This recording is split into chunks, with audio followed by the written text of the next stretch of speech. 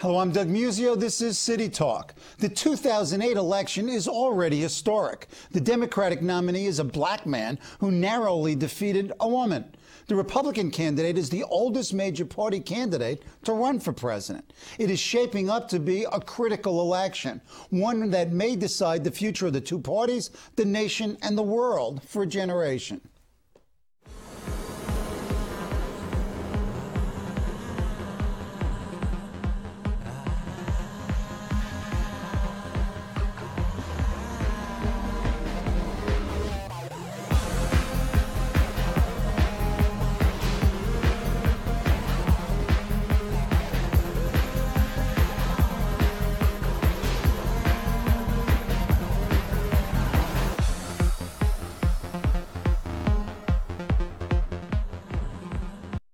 To reflect on the 2008 presidential election, what's past, what's happening, and what now might or should happen are three of my colleagues here at CUNY TV, Roscoe Brown, Ronnie Eldridge, and Sheryl McCarthy. Dr. Roscoe Brown is the director of the Center for Urban Education Policy at the CUNY Graduate Center and a former president of Bronx Community College. He hosts CUNY TV's African American Legends. Ronnie Eldridge is host of Eldridge & Company. Ronnie is a longtime Democratic Party activist and former city councilwoman. She was an early Obama supporter and is going to the Democratic National Convention in Denver as an Obama delegate. Sheryl McCarthy is the host of 1 to 1 here on CUNY TV. Sheryl is a longtime columnist and contributor to Newsday, was a Nieman Fellow at Harvard, serves on the board of contributors to USA Today, and is a distinguished lecturer in journalism at Queens College. Welcome, Roscoe, Ronnie, Sheryl. Glad to be here. Roscoe, let's start with you. Barack Obama is already an African-American legend. Talk about this election in terms of the broad issues of race. Well, in terms of the broad issues of race, it shows how far the country has gone. As you know, I was a Jesse Jackson delegate in 1984 and 1988, where he gave a great speech and he talked about Keep Hope Alive. At that time, we wanted to influence the platform, which we did. I was on the platform committee and we influenced the platform. Now it's a possibility of having African American actually elected, and that is really historic. And that came about because of the fact that his message was a message of change. Hillary Clinton, whom I supported initially, had the experience, but he brought along the message of change. And the message of change transcends race, transcends gender, and that's why he's the candidate. Are we in sort of a post-racial moment here, or is this just a product of a single individual and... Emphatically, no. Yeah. Okay. Race still is a major factor in this society. You see it on the commercials. You see it when people talk behind the scenes. Race is a factor, and one of the things that Obama has to do is to bridge the gap between being African-American and identifying with African-Americans, at the same time identifying with the larger issues. One of the things that we did when we worked with Jesse Jackson was to point up the issues he was talking about, the economy, peace, housing, and so on, were not African-American issues, they were issues for everyone. And that's what Obama has to do in his campaign. Okay. But that's what I think he tries to. I think it's a road to a better, right, a better understanding of race. But I think it's still pretty difficult, although it's enormous progress. But people still have difficulty talking about it. They don't. It's still uncomfortable when you're talking about race. What about in the Times piece about the comics not being able to grapple with Obama? What, is there a race? Is it because he's not funny, or is it because there's this hesitancy for particularly white comics and commentators to deal with that? There's a little of that, but I think if, I mean, comedy is based on vulnerability, where soft spots that you can get into, and he doesn't have so many, he's pretty cool, but I think I'd like to see what somebody like David Chappelle would do with Barack Obama, because I mean, he's pretty outrageous. He could probably skewer him pretty well. Of course, he could get away with because he's black. Right. It happened the other day in Chicago. What was the fundraiser? Bernie Mac. And he evidently went over the line and embarrassed Obama even about it. But it's also interesting because I think it shows how important this election is to some people, or to many people. So that in that article, they talked about the fact that most of the comedians and the writers for them are Obama people. And they're a little reluctant. I'm sorry. No, go on. But you raised the question, are we in a post-racial period? We're definitely not in a post-racial period. But I think, the fact that we might actually, I'm somebody who was raised in Birmingham, Alabama. We couldn't we couldn't sit in the park when I was growing up, the public park. And the idea that we might actually have a black president, I think is stunning. And the fact that, the president of Brown is a black person. You had, black secretaries of state. The amount of progress that African Americans have made in this country, despite many, many obstacles, is phenomenal. And I suspect, I suspect that by the end of this century, I won't be here to see it, that blacks will be we will no longer be the underdog race. And I think that was unimaginable not that long ago. Well, however, among black folks, there is beginning to be a stratification. Those who made it, they say that the middle class was the beneficiary of affirmative action, and we still have 25% of African Americans poor. Stephen Carter wrote a piece in the Times talking about racial injustice being the thing we ought to be focused on rather than affirmative action. So race is always a factor. Even in a so-called non-racial society like Brazil, color is a major factor. Definitely. The one thing that we have to emphasize, and I try to emphasize, I know we do, is skill and talent transcends race. Intelligence is something that comes with the genes, and it's randomly distributed according to race. And one of the reasons why this society broke down some of the barriers of race were changes in things like baseball, particularly changes with things like the Tuskegee Airmen, which I was one, which was a technical thing. They said blacks couldn't do it. Now blacks did it. They did it very well. So therefore, the society now is beginning to realize that skill is something that transcends race, but class is something that doesn't transcend race. And poverty transcends race. Yeah. I mean, we in New York always tend to think that the poor here are people of color. And I think if you go around the country, the poor in many parts of this country are not people of color. So it fits in with your class system. Why, in a sense, though, have the poor and the inner cities dropped off the agenda? They're almost not there. And they really have. I mean, you haven't heard anybody talking about them for a long time. I mean, you had John Edwards, somewhat. But essentially, nobody has. I don't know. We sort of started turning on the poor, right around welfare reform. We think it's gone. We think it's all. Is that it? They don't think it's gone. Well, a lot it's of people taken care think of that it. poor people are poor because it's their fault. Right. Well, I mean, that's one of the things that Obama has been criticized for is that he hasn't identified as much with the elements of the poor because he was basically an anti-war candidate, which got his natural attention. Sure. And now he's going to have to gravitate to that because the idea of economic justice, idea of housing, the idea of employment opportunities is something that's necessary to end poverty. You don't end poverty unless you provide jobs. I'm just going to give an Obama plug. The Obama campaign is having its own kind of platform committee hearings. The DNC platform committee evidently is not going around the country with hearings. And when I say Obama campaign, it includes the Clinton people too. It's and they have had something like over 1,000 local hearings. Some of them have only been 25 people. Sure. But next week in New York, there are going to be 2 hearings at least, and there may be a third in the Bronx. Are you directly, personally involved in these things? In the hearings, I am, yeah. And one is going to be at Medgar Evers College. I think the other is going to be at Cardozo, and I'm not sure where the one in the Bronx is. And they will concentrate on urban issues. Interesting. Ronnie, you're going to be a delegate. We talked in January, you, Sheryl, Evelyn Hernandez, and me. You're a big Obama supporter. Has the campaign over the last 6 months changed your view? How do you view Obama now as the presumptive nominee, having gone through the 6 months? Well, I was an Obama supporter early because I wanted to challenge what I considered the establishment in the Democratic Party.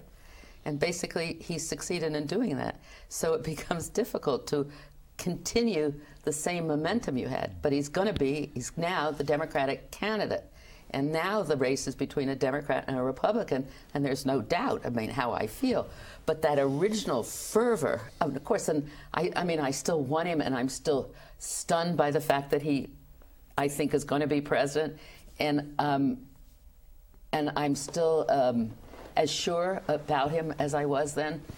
But the campaign has been such a long time, and the momentum is very difficult to continue. So this campaign has been registering people all over the country. And the other thing is that job. because he took a somewhat extreme position about change in the Washington Insiders, and now he's moving back, a number of his left supporters are concerned about it. They're not going to vote for McCain, but they may not show up. And one of the things we want to make sure is we get people out, and remember, he's a Democratic candidate, and hopefully will have a platform that not only deals with the war, but deals with economic justice, deals with racism, deals with the environment. I don't think that many people are that disenchanted. I think the campaign finance thing was a big issue, but that's a pragmatic decision. I mean, I fully supported that. You mean to say liberalism has its pragmatic aspects? Well, it's time we had it, don't you think? It's time the left really had it. Let's talk about to these partisans. You, in January, on the other hand,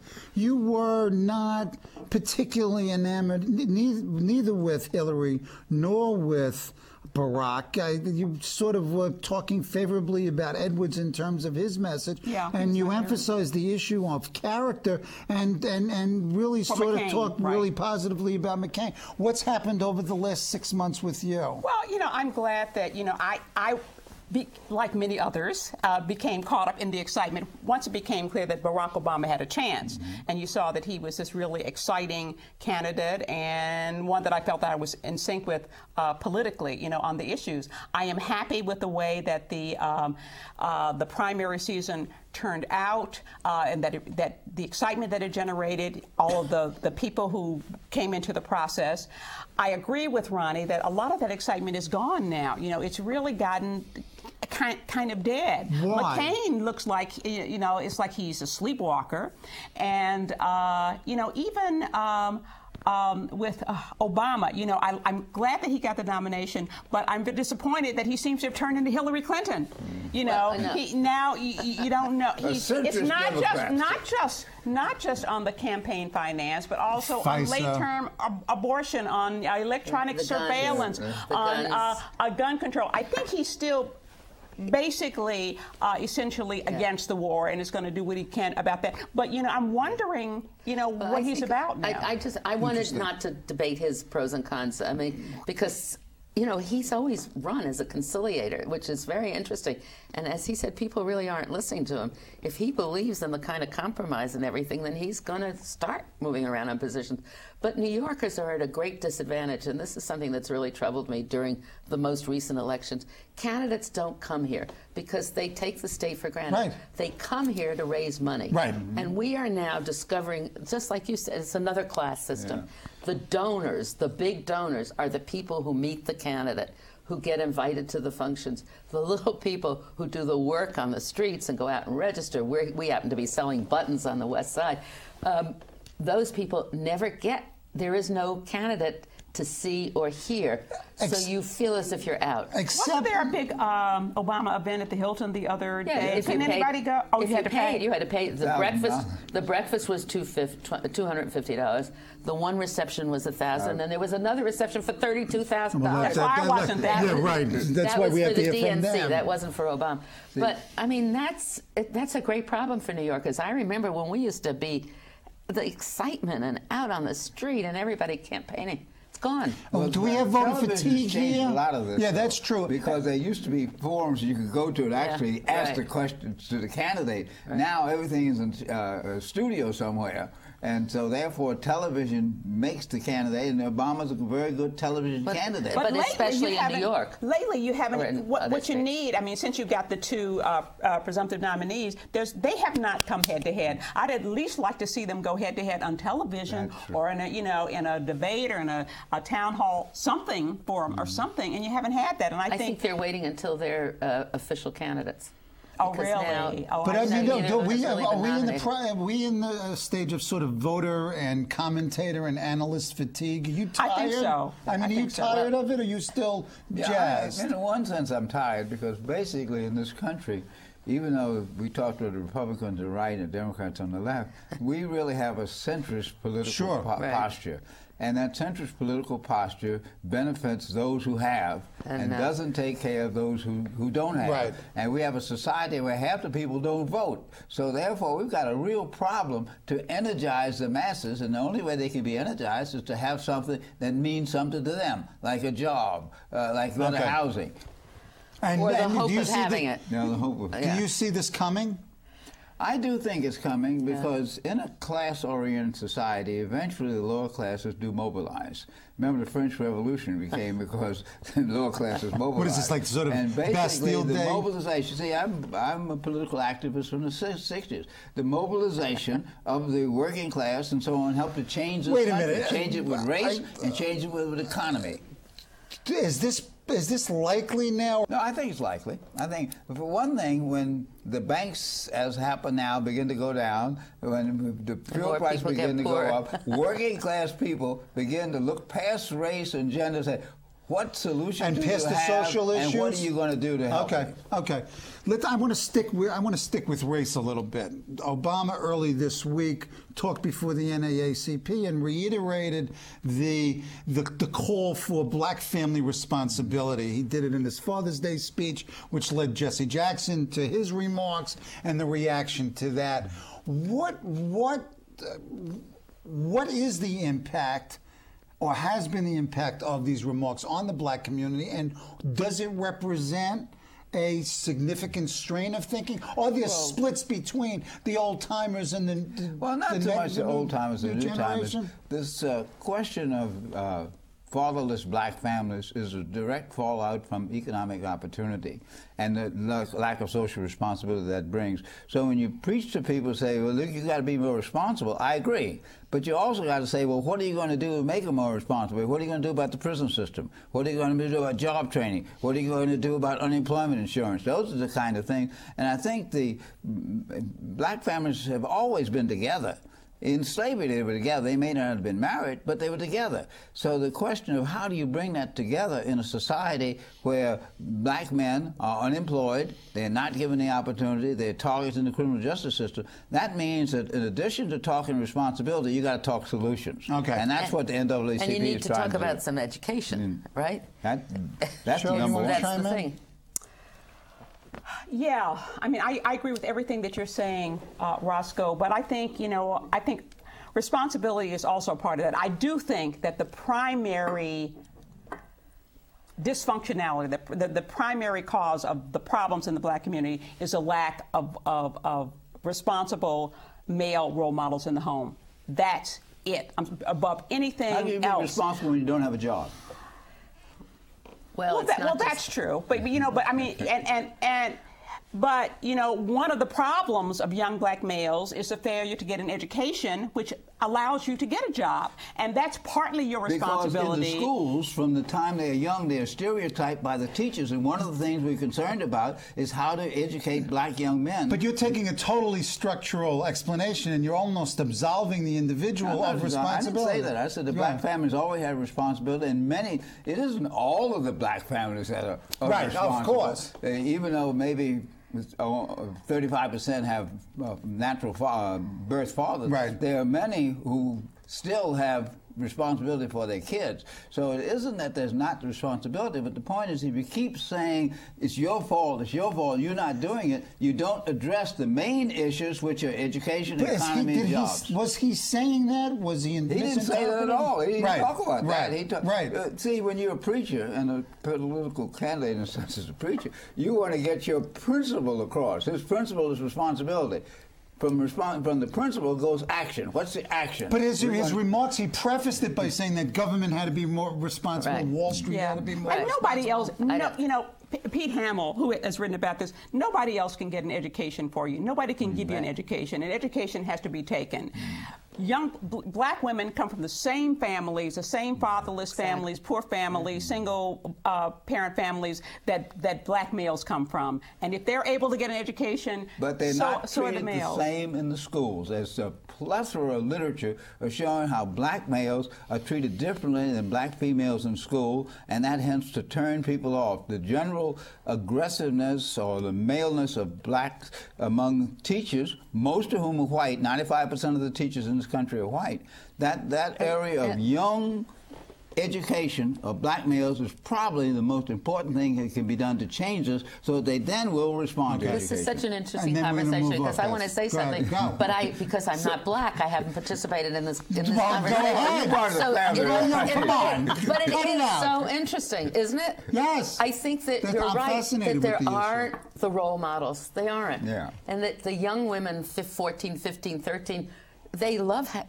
they want to have a baby because that's, to them, the meaning of something, right? And even in their funny, what they land up being so insecure, it's their security or something. Yeah. I mean, the young black males, though, don't feel that same, Roscoe. They don't feel that same, many of them. I'm not talking about all of them. And also, Roscoe, that same loyalty to that young woman. When you see histories and you hear that they've got 3 children from different women, that's not, I mean, that's a sort of a lack of understanding. And the argument that William Junius Wilson, the sociologist from the University of Chicago, now Harvard, used to make was that it's because the reason you don't have marriage is because in the black community is because the young black males can't find jobs. But there was another Harvard sociologist who did work, and I can't think of his name right now. And you know what he found? He found that the black males who have the highest level of education, the highest level employed at the highest levels, they don't get married at any higher rate than the guys who are unemployed. Neither do many of the black women who have advanced degrees. So yeah, but they want to get married. That's a class thing.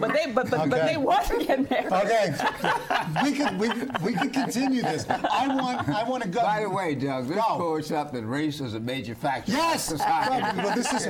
Excuse me. Why do I have my friends on the show? Okay. Big controversy this week's New Yorker. We've got a cartoon with Barack Obama in Muslim gear. Michelle's got an afro, an AK-47. She's a terrorist.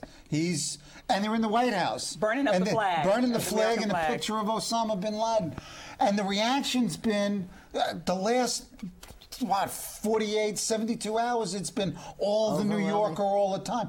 First of all, your reaction to the cartoon and your assessment of what it's all about. What is this discussion all about? They missed it. New Yorker missed it, and I like satire, and I don't care how outrageous it is, and I like humor and comedy, but that misses the point. Satire is supposed to be based on truth. You're satirizing, saying something truthful about the person, but blowing it up. Perhaps if you had Barack Obama, portrayed like Charlton Heston as Moses, bringing the 10 Commandments, the tablets down to the people, because he has some of that grandiosity and tends to, speak in broad terms. You had Michelle maybe shaking her angry finger at somebody who had said something she didn't like about her husband. Okay, there's some truth in that. But this is just satirizing the ugly stereotypes that their worst critics have placed on them. I think it was just a dumb decision of them to do it. Yeah. It really showed poor judgment and a lack of understanding about what they. I mean, I was shocked by it.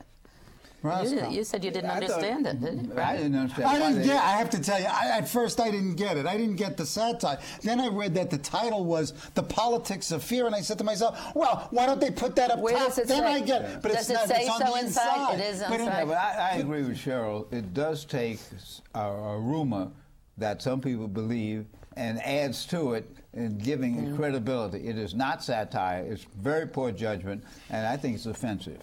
Fortunately, I think most of the readers of The New Yorker are not people who believe that.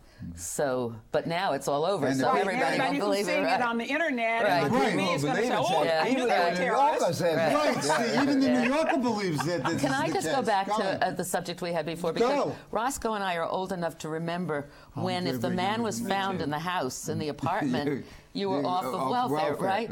My husband's mother was the head of the Harlem Welfare Office for years, and they used to hide. I mean, they really worked to hide the fact that the man was there. Yeah. And even when he was married. Yeah, and that was used as a reason, right, for the family breaking up and splitting up. So maybe there's a historical thing. Okay, let's move off this into the larger election.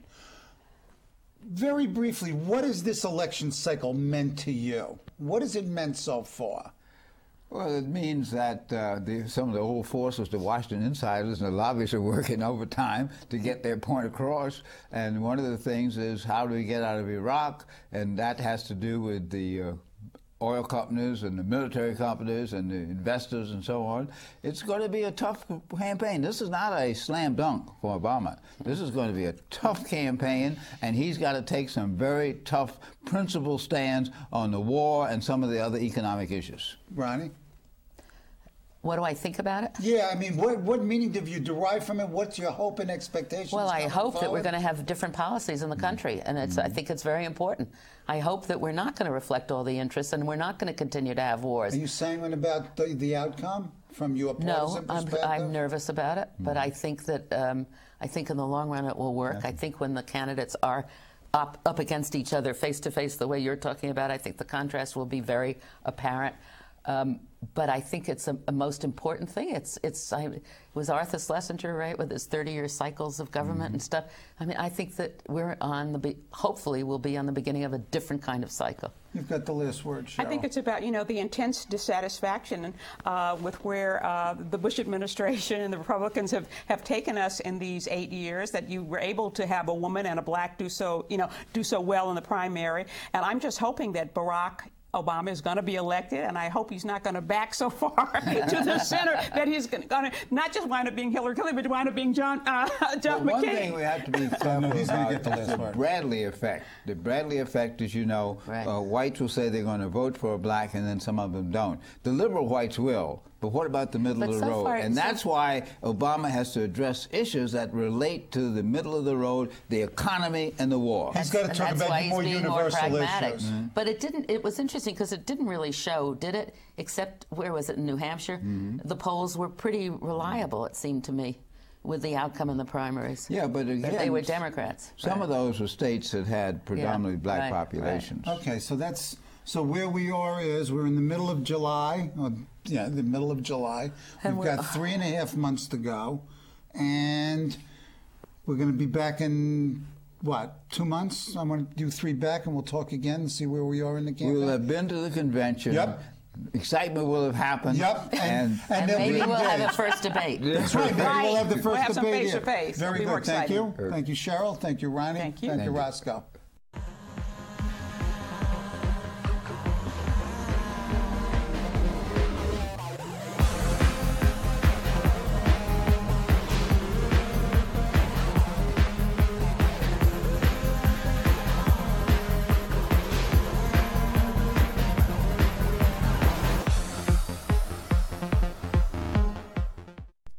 Hello, I'm Doug Muzzio. Let us know what you think about this show. You can reach us at CUNY.TV.